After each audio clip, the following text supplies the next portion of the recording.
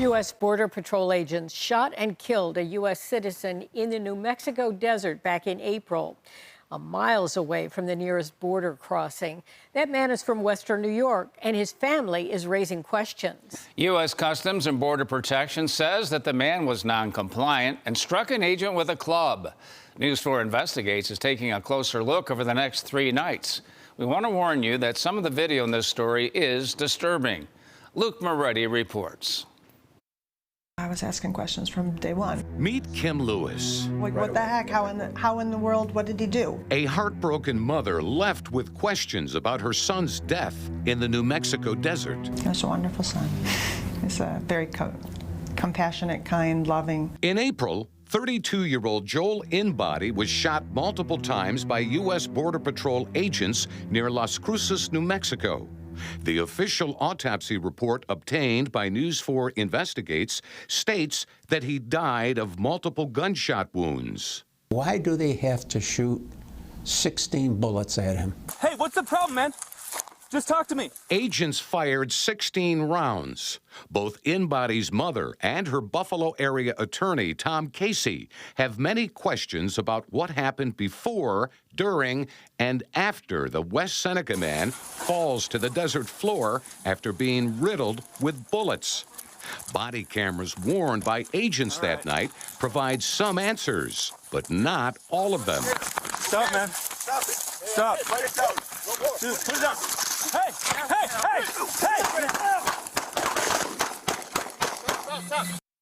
In the video, Inbody is carrying what's known as a tire knocker made of wood, which he swings at the approaching agent.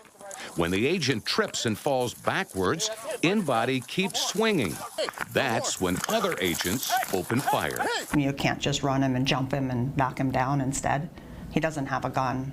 Kim Lewis has seen the disturbing body camera footage, which was released by U.S. Border Patrol. She believes agents could have used non-lethal means to detain her son.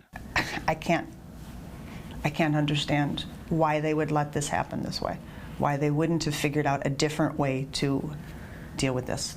In the agency's official statement, the driver continued advancing toward the agent, who was now on the ground, swung the wooden club a third time and struck the agent.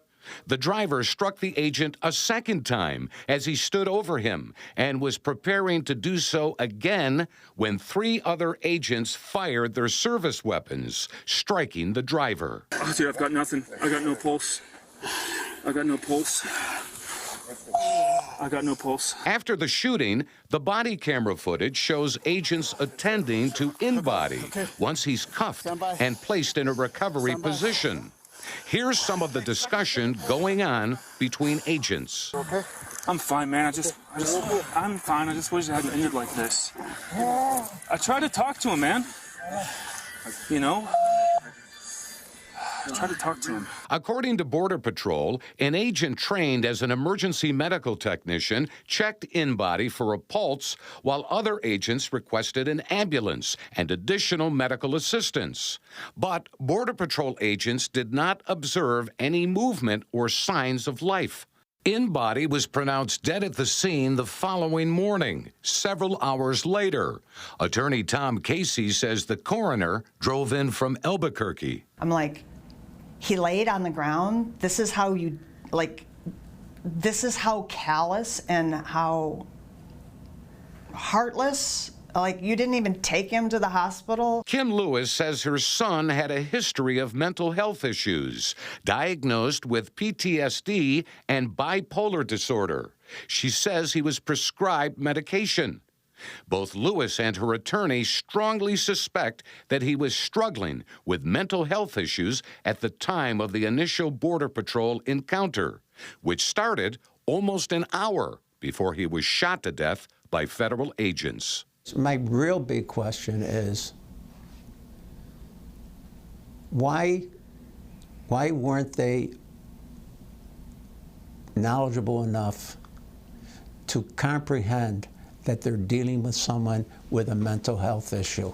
Lewis says her son was fearful of being taken to a psychiatric hospital because of past experiences.